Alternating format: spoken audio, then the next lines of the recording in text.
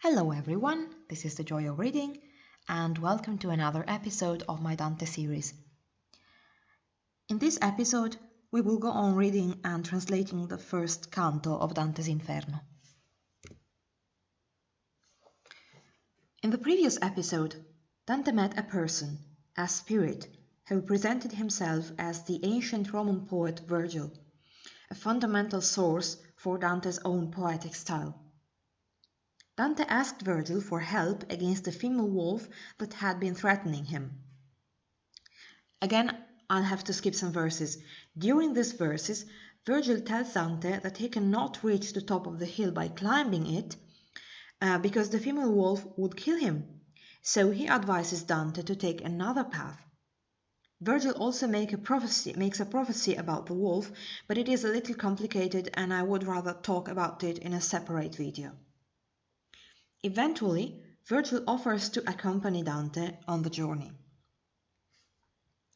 Ond'io per lo tuo me, penso e discerno che tu mi segui, ed io sarò tua guida, e trarrotti di qui per loco eterno. Ove udirai le disperate strida, vedrai gli antichi spiriti dolenti, che alla seconda morte ciascun grida.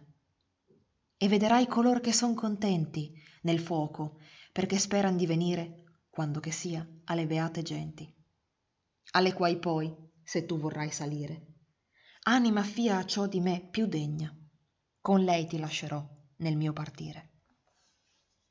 So here's what Virgil says.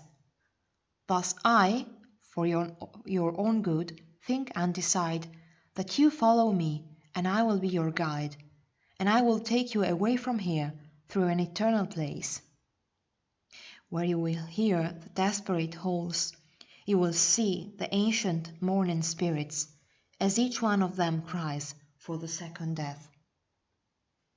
And you will see those who are content in the fire, because they hope to come, whenever it will be, among the blessed people. Then, if you will wish to ascend to those, a soul more worthy than myself will be there. I will leave you with her on my departure. So, in the first few lines, Virgil, and the narrator of course, talks about hell, so the place where Dante will hear the desperate howls and see the ancient mourning spirits. In the following lines, he talks about purgatory. Well, people are suffering, are in the fire, but they are content because they hope to come among the blessed people, so they hope to ascend to paradise through suffering, through repenting. And in the last lines, Dante talks about paradise, so the place where blessed people are. Just a moment for the concept of second death in the sixth line. It is not very clear what second death means, but it is possible that as each one of them cries for the second death, means that the sinners who are in hell hope to die another time. So it means to become completely destroyed, so that they don't have to tolerate their sufferings anymore. So second death probably means sort of a complete annihilation and destruction. In the first part, in the last lines, Virgil tells Dante that if he wants to ascend to paradise, then Virgil is not going to accompany Dante there. And in the following lines that I will skip, Virgil explains why he won't be accompanying Dante in paradise. Because he's not a Christian, obviously, since he died in 19 before Christ. Anyway, he is not a Christian, and therefore he cannot enter in paradise. So he is going to accompany Dante until the end of Purgatory, and then he is going to leave Dante with someone else, so that Dante can visit paradise as well.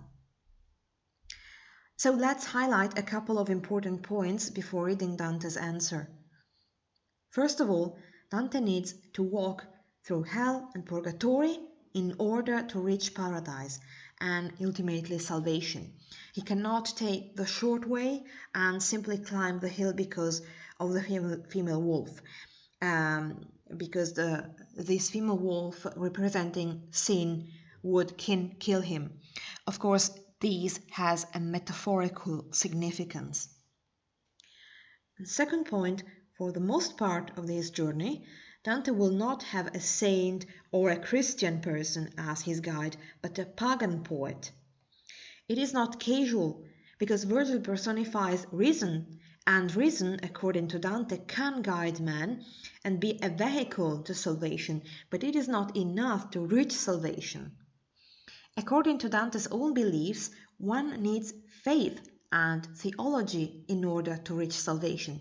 Still, the fact that a non-Christian person is accompanying Dante on this travel is powerful. And the relationship between Dante and Virgil will develop and will become very close, midway between teacher and pupil and father and son. And Dante will make us identify so much with him that we will really miss Virgil when he leaves at the end of Purgatory. So now let's read Dante's answer.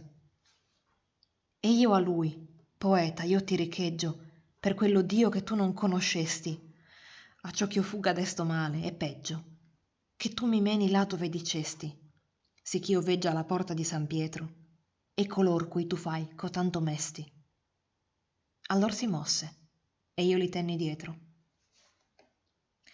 And I told him, O poet, I beg you, for the God whom you have never known, so that I escape this evil and even worse ones, that you lead me to the place you spoke about, so that I see the door of Saint Peter and those whom you describe as sorrowful.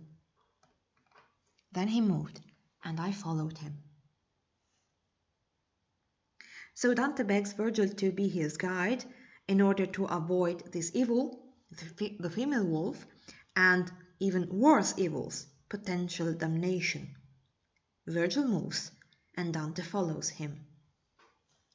This is the end of the first canto. So in the following video about Dante's Inferno, we will start reading and translating the second canto. Thank you for listening, and good evening, or whatever.